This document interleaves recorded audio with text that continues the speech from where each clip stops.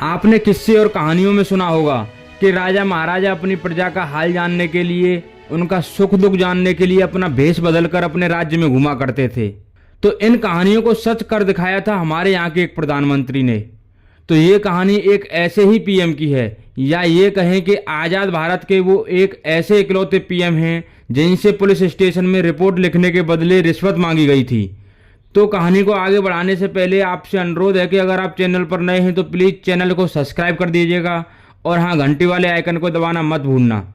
आज की कहानी आज से लगभग 24 साल पहले, मतलब कि सन 1979 की है। उत्तर प्रदेश में एक जगह है इटावा। इसी इटावा में एक पुलिस स्टेशन पड़ता है, उसराहार। एक दिन की बात है, शाम के करीब 6 बजे का समय था। 70-75 साल का एक बुजुर्ग आदमी इसी उसराहार थाने में आता है। दिखने में वो बहुत गरीब दिख रहा था। मैला कुर्ता धोती पहन रखी थी, पैरों में चप्पल भी नहीं थी। मतलब कि उसकी वेशभूषा से वो बहुत ही मजबूर लाचार किसान दिख रहा था। वो थाने में पहुंचता है और सिपाही से अपनी रिपोर्ट लिखाने की बोलता है। सिपाही बोलता है कि थोड़ा इंतजार करो बाबा। कुछ देर इंतजार करने के बाद फिर किसान ने रिपोर्ट लिखने के लिए कहा, मगर सिपाही ने अनसुना कर दिया। कुछ देर बाद सिपाही ने आकर कहा, चलो बाबा, छोटे दरोगा जी बुला रहे हैं। छोटे दरोगा ने पुलिसिया अंदाज में पूछा कि किस चीज़ की रिपोर्ट लिखानी है। तो बुजुर्ग ने कहा, दरोगा साहब, मैं एक बहुत गरीब किसान हूँ। मैं मेरठ का रहने वाला हूँ। मुझे किसी ने बताया था कि यहाँ अच्छी नस्ल के बैल मिलते हैं, तो मैं यहाँ वही लेने आया था। बैल देख भी लिए थे और सौदा भी हो गया था, पर जब मैंने पैसे निकालने के लिए अपनी जेब में हाथ डाला तो पता चला कि किसी ने मेरी जेब काट ली है। मुझे उसी की रिपोर्ट लिखानी है। छोटे दरोगा ने पूछा, तुम्हारे पास इतने पैसे कहाँ से आए? बुजुर्ग कहता है कि साहब, मैंने जैसे तैसे करके पैसों का इंतजाम किया था और यहाँ आया था, पर यहाँ तो जेब ही काट ली किसी ने। साहब, मेरी रिपोर्ट लिख लो। छोटे दरोगा ने कहा कि तुमने ही गिरा दिए होंगे कहीं। बुजुर्ग कहता है कि साहब, जेब फटी नहीं है, इसे ब्लेड से काटा गया है।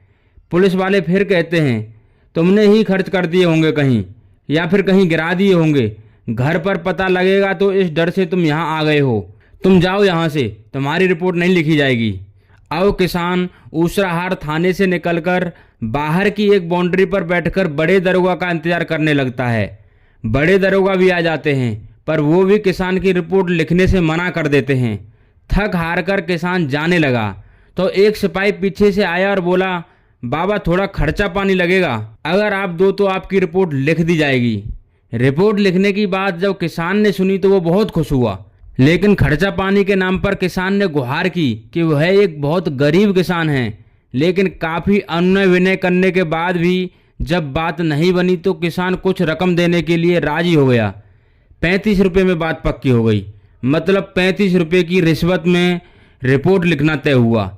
सिपाही अंदर जाता है और दरोगा को बताता है कि बुजुर्ग पैसे देने के लिए तैयार हो गया है। थानेदार मुंशी को रिपोर्ट लिखने की बात बोल देता है। मुंशी रिपोर्ट लिख देता है और रिपोर्ट लिखकर मुंशी ने किसान से पूछा, बाबा, हस्ताक्षर करोगे या फिर अंगूठा लगाओगे? किसान ने हस्ताक्षर करने को कहा तो मुंशी ने रिपोर्ट को आगे बढ़ा दिया और कहा कि इस पर अपने हस्ताक्षर कर दो।